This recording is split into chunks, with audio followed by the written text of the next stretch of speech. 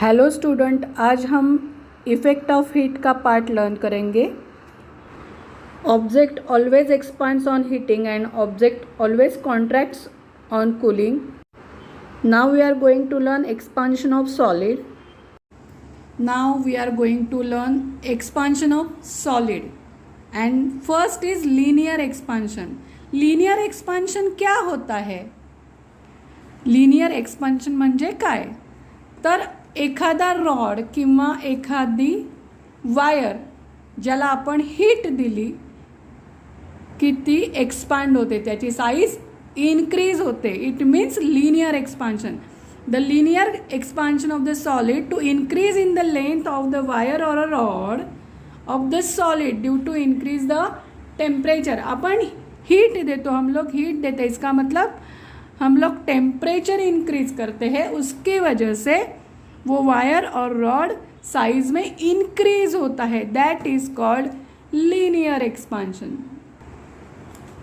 ये रॉड और वायर कुछ भी हो, हम इसका टेम्परेचर इंक्रीज करते हैं, इसका मतलब इसको हम लोग हीट देते हैं. आफ्टर हीटिंग द रॉड और the wire increases in its size. That is called linear expansion. So before heating जो रॉड और वायर की ओरिजिनल लेंथ है that is called L1 and after heating जो लेंथ इंक्रीज होती है उसको हम लोग बोलेंगे L2 and the difference between the length that is delta L. So increasing length minus initial length first जो हीट करने से पहले थी उन दोनों का डिफरेंस क्या है? Delta L. Change in length is proportional to the original length and increase in temperature.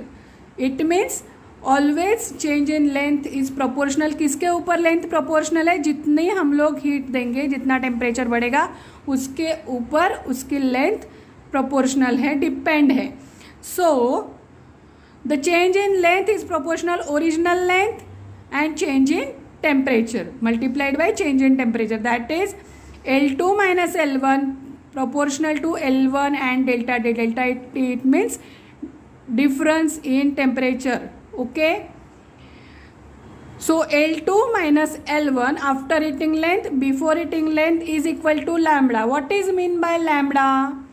This is the main thing here. Lambda is the constant of proportionality and it is called a coefficient linear expansion of the solid substance. What is mean by that? The expansion coefficient is change in length of rod of unit length when its temperature increased by 1 degree.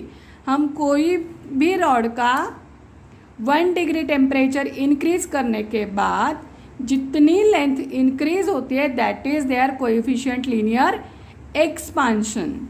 Okay, so what is the formula? L2 is equal to L1 multiplied by 1 plus lambda delta T.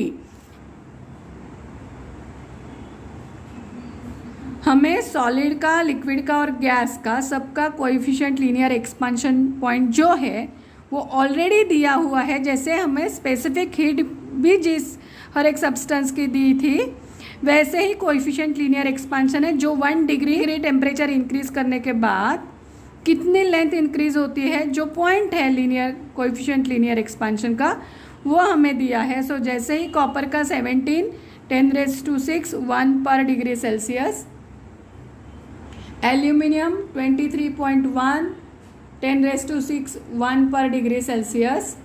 वैसे ही iron का, silver का और liquid में alcohol, water, mercury, gases में hydrogen, helium, nitrogen, sulphur dioxide, सबका expansion coefficient linear expansion हमें दिया है, बस वही हमें उसमें ऐड करना है. So this is the main thing. We have to increase the temperature by only 1 degree Celsius और उसके बाद में जितनी लेंथ इंक्रीज होती है that is their coefficient linear expansion. Okay, so this is the linear expansion. So this is our sum. What will be the increase in the length of the steel rod which length is 0.5 metre, उसकी खुद की length 0.5 metre है. When its temperature increase by 60 degree Celsius, it means delta T ही हमको directly 60 degree Celsius दिया है. So the coefficient of linear expansion of the steel, उन्होंने steel का कोएफिशिएंट लीनियर एक्सपांशन जो है हमें दिया है 0.00013 per degree Celsius. So we have to find the increasing length. So by applying the formula, that is delta L, it means L2 minus L1 is equal to lambda into L1 delta T. So lambda हमको जो दिया है 0.00013, जो original length है L1 that is 0.05 and multiplied by temperature delta T दिया है 60. सो उसका answer आता है 0.00039. तो हर एक को यही क्वेश्चन आता है कि इतना बड़ा सम हम कैसे सॉल्व करते हैं. तो वही मैं अभी आपको दिखाती हूँ. ओके, ये हमारा सम है. अभी हम क्या करेंगे, ये दो जो पार्ट है उसका पहले हम लोग मल्टीप्लिकेशन करेंगे. जैसे 60 मल्टीप्लाइड बाय 0.05. सो 500 5 6 30. पॉइंट के बाद एक ही नंबर है, so we are giving the point here. Okay, so हमारा इसका आंसर आया 30. 60 के हाफ होता है 30. Okay, now 30 multiplied by 0.00013.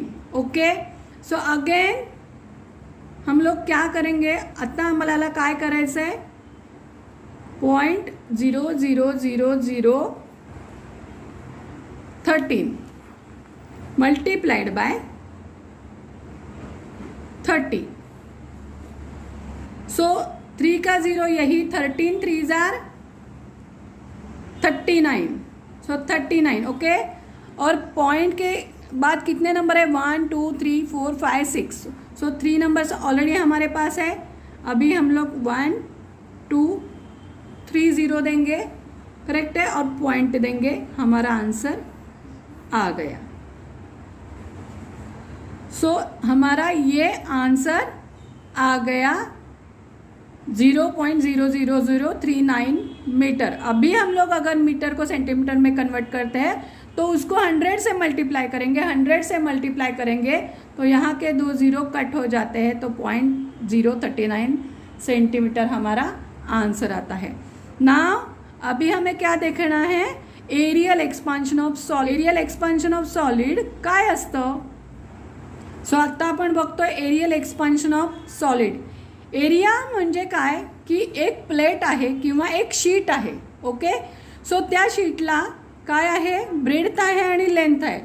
आणि जेव्हा आपण त्याला गरम करणार, जेव्हा आपण त्याला हीट देणार, तेव्हा लेंथ पण इन्क्रीज होणार आणि ब्रेड्थ पण इन्क्रीज होणार. उस टाइम लेंथ एंड ब्रेड्थ दोनों इन्क्रीज होंगे. सो आता हे जे शीट आहे किंवा हा पत्रा आहे आणि जर याला होल असेल तर जेवढं मोठं होल आहे तेवढ्याच होलमधून जर आपण एखादा बॉल टाकायचा ठरवला तर तो बॉल त्याच्यातनं जाणार नाही. बट आफ्टर हिटिंग जर आपण त्याला हीट केलं, गरम केलं, तर थोड्या वेळाने काय होणार आहे की लेंथ आणि ब्रेड्थ दोन्ही इन्क्रीज होणार आणि त्या होलमधून जो बॉल आधी जात नव्हता तो बॉल त्या होलमधून पास होईल. कारण का, त्याची लेंथ आणि ब्रेड्थ इन्क्रीज झाली. इट मीन्स त्याचा एरिया इन्क्रीज झाला. So that is called aerial expansion of solid. भी आफ्टर हीटिंग हम लोगों ने देखा एरिया इंक्रीज होता है. इट मीन्स इंक्रीज हुआ जो एरिया है उसको हम लोग बोलेंगे A2. बिफोर हीटिंग जो एरिया है that is A1 multiplied by 1 plus sigma delta T. What is mean by sigma?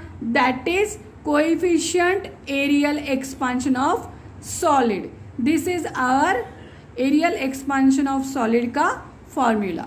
अभी हमें क्या देखना है, volumetric expansion of solid. Volumetric expansion म्हणजे काय. Okay, what is mean bye volumetric expansion. See, this is the cube. Before heating, the volume of the cube is, after heating the volume increases, that is V2. Okay, so it volume increases, it means its length, breadth and height also increases after heating. That is called volumetric expansion of solid. Again उसका formula ऐसे है, V2 is equal to V1 multiplied by 1 plus beta delta T. What is mean by beta? Again beta is the volumetric expansion coefficient of the solid. कोई भी solid को 1 degree temperature increase करने के बाद जितना उसका वॉल्यूम बढ़ेगा, that is called volumetric expansion coefficient of the solid. Okay, so आता आपण काय बघितलं? लिनियर एक्सपांशन, लेंथ इंक्रीज होती है. एरियल एक्सपांशन, एरिया इंक्रीज होता है. वॉल्यूमेट्रिक एक्सपांशन, वॉल्यूम इंक्रीज होता है. So area increases twice as much as its length and volume increases thrice as much as its length. Okay, so coefficient of linear expansion, that is lambda. Coefficient of areal expansion, that is sigma. Coefficient of volume metric expansion, that is beta. आता आपल्याला काय बघायचं आहे? why there is a gap between the two rails. दोन track मध्ये gap का असतो? First, there is a atmospheric temperature in summer season is high, and we know that the metals are expanding in size after heating.